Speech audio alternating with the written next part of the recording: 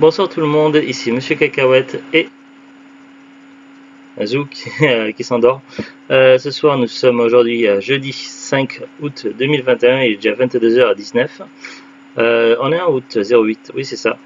Et ce soir donc dans ce nouvel épisode de Parlons DVD, c'est moi qui ai choisi le film. Avec Zouglut on a regardé Le Talisman, défier son pouvoir avec Michelle Yeoh, une actrice en arts martiaux très connue et qui fait partie de la génération Jackie Chan, Sammo Hung et d'autres acteurs, et Jet Li aussi. Une actrice quand même assez réputée. J'ai choisi ce film là parce qu'on l'avait dans notre collection depuis un petit moment. Je pensais à tort qu'il s'agissait de notre film en fait, parce qu'il y a deux films qui ont des noms et une thématique un petit peu commun, enfin du moins vaguement commun. C'est le Talisman et le Médaillon. À savoir que le Médaillon c'est avec Jackie Chan et j'en avais gardé un excellent souvenir. Et il y avait un autre film un petit peu dans le style mais pas tout à fait, où j'en avais gardé un souvenir mitigé, donc je l'avais vu qu'une fois, c'était il y a très très longtemps, et il s'agissait de ce film-là, Le Talisman, et maintenant je sais pourquoi j'en garde moins bon souvenir que Le Médaillon. On l'a vu avec Zouglut tout à l'heure, et c'est une catastrophe. Moi qui aime bien les films asiatiques, franchement celui-ci c'est... on peut même pas le considérer comme nanar, même s'il y a des personnages et certaines répliques qui tirent quand même vers le nanar. C'est à la limite presque insultant pour les nanars, donc c'est quand même un niveau très très bas. Mais avant on va quand même vous dire de quoi ça parle. Donc on va lire d'abord le résumé au dos. Alors, ils nous disent Michelle Yeoh bondissante et souveraine, ça c'est une citation de Téléciné Ops. Yin Fei est chargée de la protection d'une relique sacrée, la Shai... Qu'est-ce qu'il y a? Hein? Je sais pas, je t'entendais soupirer. Yin Fei est chargée de la protection d'une relique sacrée, la Shaira, et va être entraînée par son ancien compagnon dans un périple où elle devra affronter de terribles dangers. De la Chine au Tibet, en passant par le désert de Dunhuang, Yin devra se méfier de tout et de tous. De l'action, des affrontements acrobatiques et des paysages somptueux composent un cocktail explosif admirablement servi par la star de Tigre et Dragon Michelle Yeoh. Suivez-la ainsi que Ben Chaplin, la ligne rouge Calcul meurtrier, dans une aventure trépidante qui vous tiendra en haleine de bout en bout. Un divertissement idéal, citation de Zurban. Je ne sais pas ce que c'est du tout Zurban. Il y a des bonus, on ne les a pas regardés. Bande-annonce, making-of, voyage dans la chaîne des Monts Célestes, genèse, galerie de photos, storyboard. Choix entre français ou anglais, sous-titré français, donc nous on a vu en français. Alors, c'est vrai que ça nous apprend pas grand-chose, le résumé, le synopsis pseudo. En gros, donc l'histoire, c'est l'histoire donc d'un talisman et de je sais pas quoi légendaire, et qu'il va y avoir un affrontement, tout ça, qu'il faut le garder et retrouver, tout ça. Enfin, ça reste un petit peu vague via une mythologie qui nous expliquait vaguement au début. Et puis, on est tout de suite, dès les premières minutes, sur un spectacle de cirque avec des acrobaties, tout ça, qui rejoue un petit peu une aventure mythique. Souvent ce genre de mise en scène dure quelques instants et on passe à autre chose dans les films, sauf que là bon c'est vrai que c'est assez joli à regarder, mais disons que ça traîne un petit peu en longueur et du coup ça ajoute de la lourdeur au film, et le démarrage se fait pas de manière comme ça devrait se faire dans un film habituellement. Donc déjà une première erreur, c'est pas au niveau de... Parce que franchement c'est quand même beau à regarder, mais c'est la façon dont c'est mis en scène, c'est un petit peu dommage. C'est peut-être une erreur de montage ou de réalisateur, je sais pas. Donc déjà on sent quand même qu'il y a un petit peu de lourdeur sur quelque chose qui aurait dû passer de manière plus légère. Et puis après, donc finalement, on a tout de suite après carrément les méchants en fait. On a les méchants, donc le chef des méchants, un blond, tout ça. Il fait penser un petit peu d'ailleurs aux méchants dans le film Double Dragon. Sauf que Double Dragon c'est un gentil nanar, tandis que là, bon, un méchant qui se veut un petit peu recherché, qui a quand même une certaine connaissance, tout ça, un petit peu et qui a des sbires, des sous-fifres qui sont un petit peu débiles. Sauf qu'en fait, le méchant, il est pas aussi futé et aussi fin qu'il veut le faire croire. Il est même un petit peu con sur les bords, et les sbires, ils sont pas juste des sbires standards comme dans les films où ils sont un petit peu bêtes sur les bords. Non, là, ils sont vraiment tous très très cons sur les bords. Mais c'est un niveau de connerie incroyable. Donc on est déjà à un niveau très très limite, rarement vu dans des films. Et puis après, d'un autre côté, on nous présente donc les gens du cirque après leur spectacle, tout ça, ils mangent, tout ça.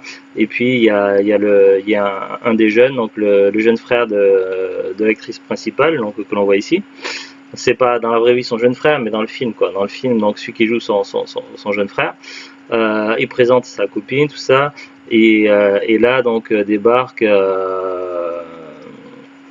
un gars donc qui s'appelle Eric, lui qui est plutôt occidental, donc et d'un coup c'est le gros silence, tout ça, le malaise, et on découvre en fait que c'était quelqu'un qui était un peu comme un fils dans la famille, tout ça, qui avait été adopté par le père donc de la fille et du fils. Et le souci, c'est qu'il était parti il y a plusieurs années pour jouer un petit peu les mecs, le mec qui fait un petit peu des aventures, tout ça, et qui vole en même temps, un petit peu comme le pote à Tom Raider, à Lara Croft dans les films Tom Raider avec Angelina Jolie. Voilà quoi, un petit peu le genre d'Indiana Jones, mais un petit peu bad guy, mais pas si méchant que ça, quoi. Et finalement, donc, le gars a dérobé, apporte le talisman qu'il avait volé au méchant peu de temps avant, mais qui appartenait pas vraiment au méchant parce qu'il avait déjà volé à je sais pas où pour le donner au méchant. Donc bon, bref, c'est le mec qui vole au voleur qui après avoir volé un truc qu'il avait déjà volé. Bref, c'est tout un bazar, et qui apporte ça puisque ce médaillon est un rapport avec l'histoire de la famille et des ancêtres de la fille, et qui est censé donc qui contient une carte qui mène à un talisman perdu, à quelque chose voilà, au but. Sauf que le vrai méchant dans l'histoire, il veut également ce talisman, il veut s'emparer du trésor pour des fins plutôt pour le pouvoir ou des trucs comme ça, quoi. Et donc va s'en suivre donc des scènes d'action, un enlèvement, un petit peu de torture, des scènes complètement débiles, des répliques complètement absurdes, des trucs très cons, beaucoup de bêtises. Puis après il y aura un petit peu de voyage, tout ça, parce que il va y avoir le jeune frère et sa copine qui vont partir avec le médaillon pour essayer de résoudre l'affaire eux-mêmes. Les méchants vont être à leur trousse. Les gentils, donc les vrais gentils, donc la grande sœur et Eric, donc vont également être du voyage. Il va y avoir quelques jolis paysages, un petit peu de balade, quoi, un petit peu de promenade, tout ça.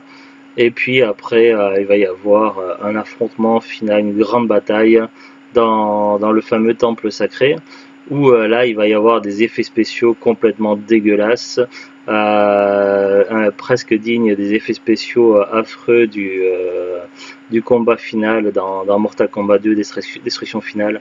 Vous voyez le combat avec lorsque Liu Kang se transforme en dragon et Shao Kahn se transforme en hydre. On appelle ça, je crois, des CGI, les effets spéciaux bien dégueux.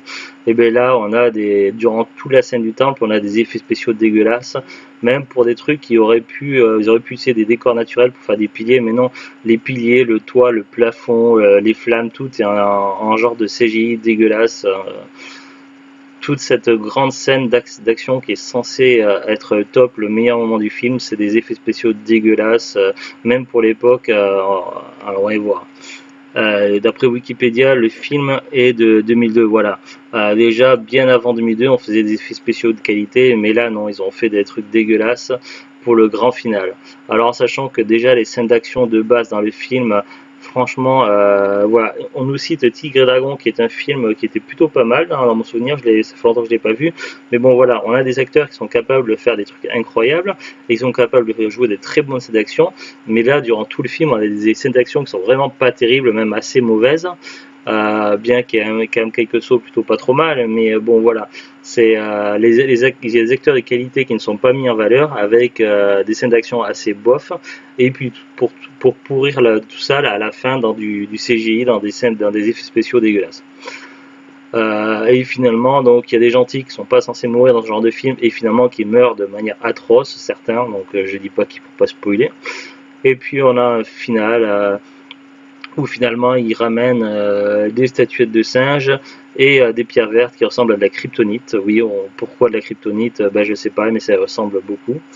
Donc voilà, tout ça pour quelques cailloux verts et des statuettes de singes. Les méchants sont morts, des gentils sont morts pour rien. Et finalement, dans un happy end qui se prépare à démarrer sur une nouvelle aventure, où on voit que Eric donc a un chapeau un petit peu style Indiana Jones. Donc lui il tient un petit peu du Indiana Jones en version quand même voleur, mais pas méchant voleur. Et elle un petit côté Lara Croft ou Cindy Fox l'aventurière un petit peu. Voilà, donc il repart pour une nouvelle aventure et puis voilà, le film s'arrête comme ça. Grosso modo, c'est ça l'histoire. Donc, qu'est-ce qu'on peut en déduire? Le scénario est pas terrible, c'est du classique vu et revu plein de fois dans plein de films. Les scènes d'action sont pas terribles, elles sont assez moyennes, alors qu'ils auraient pu faire beaucoup mieux avec les acteurs qu'ils avaient. Les effets spéciaux sont dégueulasses. Bon, il y a quelques jolis paysages. Les dialogues sont vraiment pas terribles, mais vraiment très moyens et parfois nullissimes. Le jeu des acteurs est aléatoire, donc certains acteurs jouent pas trop mal, d'autres acteurs sont très mauvais. Voilà, ils ont rendu les méchants plus demeurés que ça allait normalement dans ce genre de film. Et du coup, pour ce qui est censé être un divertissement plutôt assez bon, assez classique, on est censé passer un bon moment, on est sur un film où en fait tout ce qui va autour du film descend la qualité du film vers le bas en fait. Le film est nivelé vers le bas et c'est vraiment dommage parce que il y avait moyen de faire quelque chose de pas mal et en fait tout dans la réalisation et tout ce qui est autour pourrit le film d'un bout à l'autre. C'est rare que je parle un film comme ça, mais vraiment, voilà, si vous cherchez des films un petit peu fantastiques avec de l'action et de l'aventure côté asiatique, il y a plein de super films incroyables, mais celui-là, il n'en fait pas partie, à éviter. En plus, on rigole même pas. Donc, ce film ne mérite même pas de faire partie des nanars. Et dans la même thématique, avec un peu plus de fantastique et un peu plus d'humour, il y a plutôt Le Médaillon que je conseille. Ça fait très longtemps que j'ai pas vu, mais j'en garde un très bon souvenir. Et puis il y a Jackie Chan en général, c'est plutôt une valeur sûre. Voilà, pas grand chose à rajouter du film, donc on va regarder ensemble maintenant la fiche Wikipédia. Le Talisman Tian Mai Chuang Ki est un film hongkongais taïwanais réalisé par Peter Po, sorti en 2002. Synopsis. Yin Fei Michelle Yeoh est une acrobate de cirque qui se produit partout dans le monde avec sa famille. Une vieille croyance refait soudainement surface et Yin doit partir à la recherche d'une relique sacrée. Bien sûr, elle n'est pas la seule que ce trésor intéresse. Film sorti à Hong Kong le 1er août 2002, en France le 13 août 2003. Lieu de tournage Chine et Malaisie. Casting: Michelle Yeoh pour Yin Fei, Ben Chaplin pour Eric, Richard Roxburgh pour Carl, Seung Lung pour Le Moine Duang, Brandon Chang pour Pak Yot Tong, Margaret Wang pour Lily, Dan Cook pour Bob, Emmanuel Lanzi pour Draco, Kenneth Tsang pour Ping, Gabriel Harrison pour Sam, Winston Chao pour le père de Yin, Zhang Gaiku pour Silvio, Wang Qin pour Fatwa, Sua Luang Hang Den pour Le Moine d'il y a 700 ans, et Da Wang Dui pour le Tibet Senior Lama. Voilà, c'est tout ce qu'on a sur Wikipédia. Le DVD, donc, il nous a été donné il y a un moment. Si on le cherche maintenant, donc, je crois qu'il est plus commercialisé. Par exemple, sur Amazon, on voit bien qu'Amazon ne vend plus, donc il est plus expédié vendu par Amazon, donc ça va être des vendeurs pro des particuliers. Neuf, il faut compter à minimum 12 € vendus par un YOL 499,64. Donc un particulier ou vendeur pro, je sais pas. Donc ça fait un peu cher étant donné que le film est pas terrible. Donc voilà. Après, si quelqu'un veut faire vraiment toute la collection de Michel Yeo, évidemment il faut ce film-là. Mais bon, c'est quand même pas. Voilà, mettre 12 euros pour le film, ça fait un peu beaucoup.